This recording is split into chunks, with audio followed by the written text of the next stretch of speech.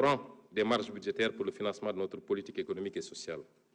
Notre politique fiscale conciliera le besoin de mobilisation des recettes fiscales à la politique de promotion des investissements dans le pays. Pour relever ce défi, le Sénégal procédera à l'évaluation d'impact économique et social des avantages fiscaux au-delà des évaluations budgétaires habituelles. Aujourd'hui, l'analyse des données sur les dépenses fiscales donne l'impression d'une générosité sans contrôle de l'État, pour des résultats dont l'efficacité n'est pas démontrée.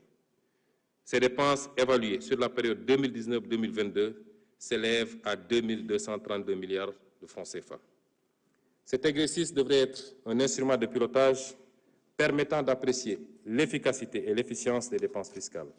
Ainsi, nous élargirons l'assiette, nous élargirons le périmètre de l'évaluation des dépenses fiscales, c'est-à-dire celui des mesures recensées et évaluées, à travers l'audit exhaustif de toutes les mesures tendant à baisser le poids de la fiscalité pour une activité économique ou une catégorie socio-professionnelle de citoyens contribuables. Une nouvelle matrice des mesures dérogatoires devra être dressée à fin décembre 2025. Le gouvernement travaillera également sur la rationalisation des exonérations relatives, premièrement à l'impôt sur les sociétés des cimenteries, l'impôt sur le revenu, notamment par une réactualisation du barème progressif, aux consommations de la tranche sociale des livraisons d'eau et d'électricité, pour ne viser que les consommateurs les plus défavorisés. Les nombreuses conventions fiscales conclues par le Sénégal seront également examinées. Au terme des divers recoupements, à ce jour, le Sénégal disposerait de 18 conventions fiscales bilatérales en vigueur. Cette politique est un véritable boulevard à la fraude et à l'évasion fiscale. C'est pourquoi, conformément aux directives du Président de la République, nous procéderons au retrait du Sénégal de toute convention bilatérale avec un paradis fiscal et renégocierons les clauses défavorables des conventions conclues avec des États à fiscalité normale lorsque ces conventions nous sont défavorables. Nous lancerons le chantier de la rationalisation des mesures dérogatoires éparpillées dans plusieurs textes, le Code minier, les zones franches industrielles, le régime d'entreprise France d'exportation, le Code pétrolier, le Code des télécommunications, le Code des investissements, et le rapatriement dans un seul corpus, qui est le Code général des impôts, qui sera un chantier prioritaire. Monsieur le Président de l'Assemblée nationale, honorables députés, en plus de ces mesures, il sera procédé à une vaste réforme du Code général des impôts en agissant inversement sur les taux et l'assiette d'imposition. Pour nous, et j'insiste, pour nous, élargir l'assiette fiscale tout en abaissant graduellement les taux d'imposition moyens est la stratégie appropriée pour parvenir à une fiscalité efficace et équitable. Faire payer moins à chaque Sénégalais, mais faire payer à tous les Sénégalais. Pour ce qui est de l'assiette, par exemple, la correcte fiscalisation de secteurs à fort potentiel, tels que l'immobilier, le foncier et l'informel, est un impératif budgétaire prioritaire.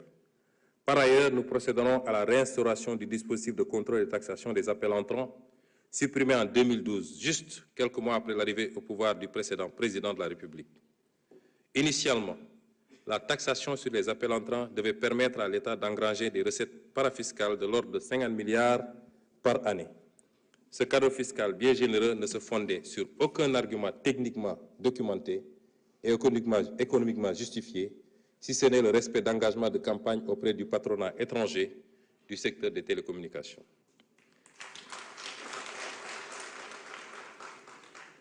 Ce renoncement a fait perdre au Trésor public des centaines de milliards, minimum 600 milliards de 2012 à 2024.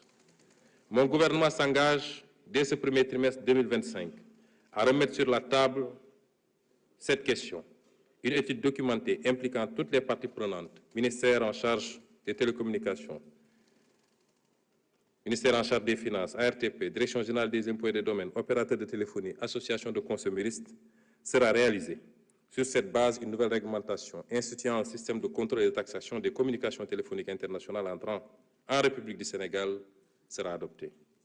Un accent sera consacré à la formation des administrations pour leur permettre de pouvoir faire face aux opérations complexes d'évasion, notamment les opérations transfrontalières, telles que les prix de transfert, les montages abusifs et autres, qui appauvrissent le pays de ressources précieuses pour le financement de son développement. Enfin, nous lutterons farouchement contre les pratiques permissives, corruptrices et dommageables à l'intérêt national, telles que celles consistant en des manipulations du Code général des impôts, pour y introduire des dispositions comme les remises gracieuses aux entreprises ou la procédure de l'arbitrage fiscal permettant au ministre chargé des Finances de renoncer à des recettes fiscales votées par l'Assemblée nationale au nom du peuple sénégalais.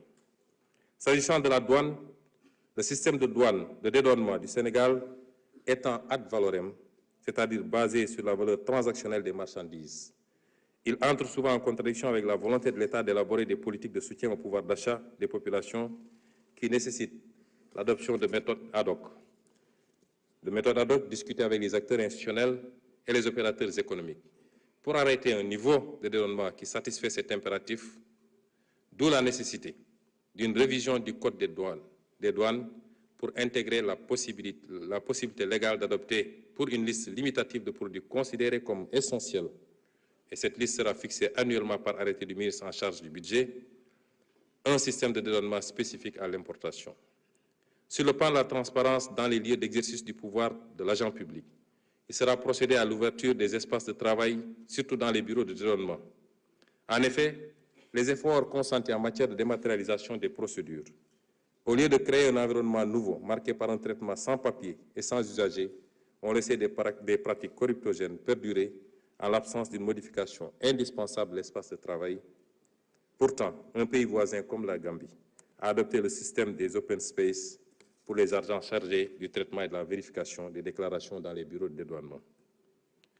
Les chantiers ambitieux en matière de digitalisation des procédures douanières et des formalités du commerce extérieur vont être accompagnés d'une réforme des structures qui les portent, notamment les bureaux de dédouanement hérités de la colonisation et ne répondant plus aux exigences modernes du service à l'usager. Nous renforcerons le programme de modernisation de l'administration des douanes, le PROMAD, particulièrement dans ses aspects surveillance du territoire douanier et lutte contre la criminalité transnationale, l'environnement sécuritaire et la recrudescence des divers trafics justifient la montée en puissance d'une administration dont le champ d'action est la frontière.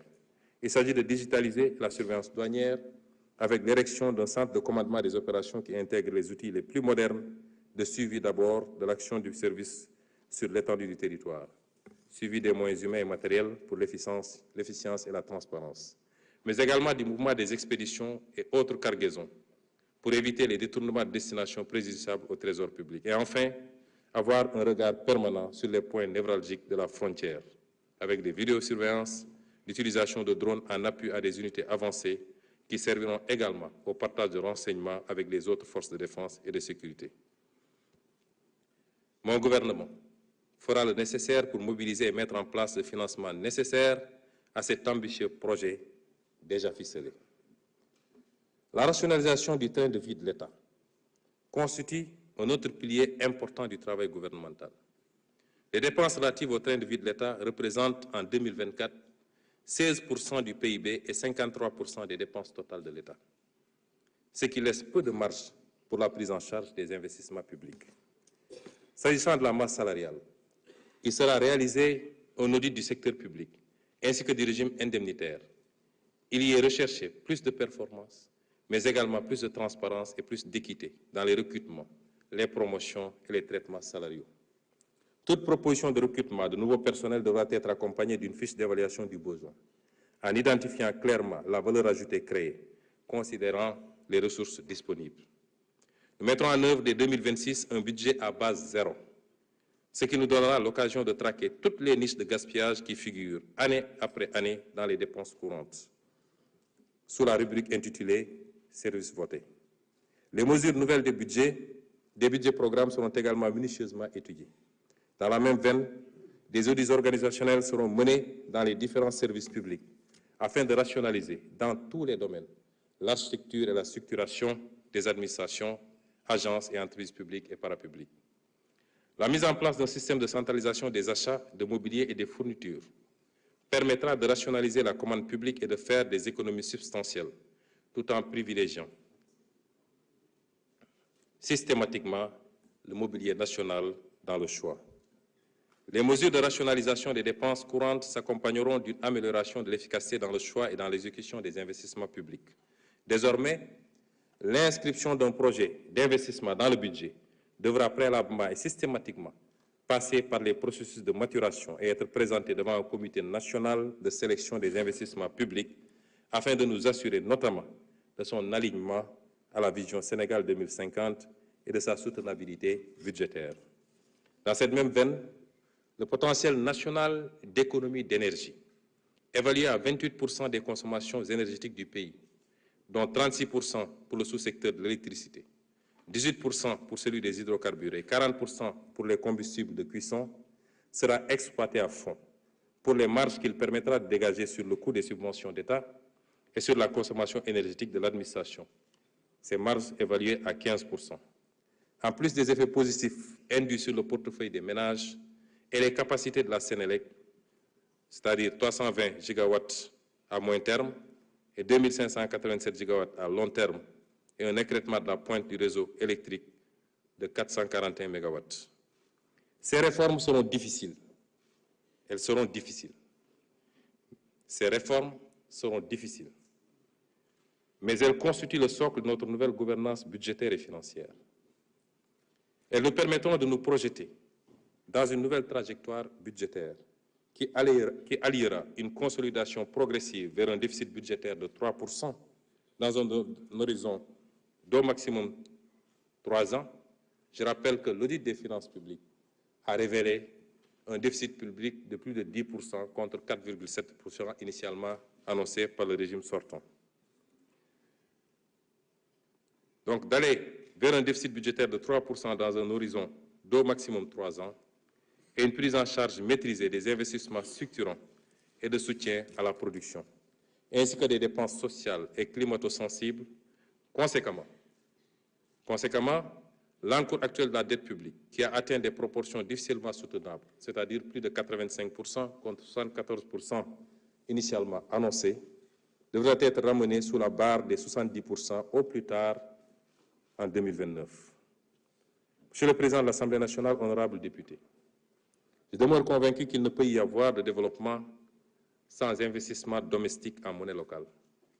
Il ne peut pas y avoir de développement sans investissement domestique en monnaie locale. C'est fort de ce constat que mon gouvernement compte faire de la promotion des mécanismes innovants de financement le principal levier de mobilisation de ressources domestiques auprès des ménages, des entreprises non financières et des investisseurs institutionnels. En ce qui concerne les ménages, la stratégie de mobilisation des financements nécessaires à l'exécution des programmes et projets, la stratégie nationale de développement 2025-2029, intégrera l'intérêt à susciter auprès des Sénégalais pour leur participation financière à l'effort de transformation structurelle. À cet égard,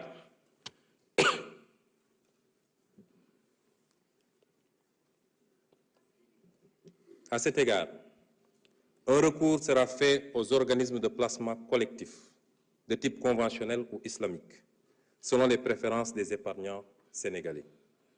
Ces OPC pourront souscrire à des obligations et soukouk dits patriotes.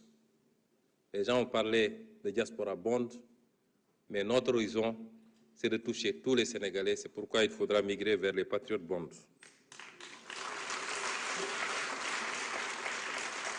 Ces OPC, donc, pourront souscrire d'abord à des obligations et soukouk dits patriotes émis par le Trésor public ou par des sociétés de projets pour les grands travaux figurant dans le référentiel. Ils pourront souscrire à des actions de sociétés publiques ou parapubliques, soit dans le cadre de la constitution de leur capital social, de leur augmentation ou de l'ouverture de leur capital social.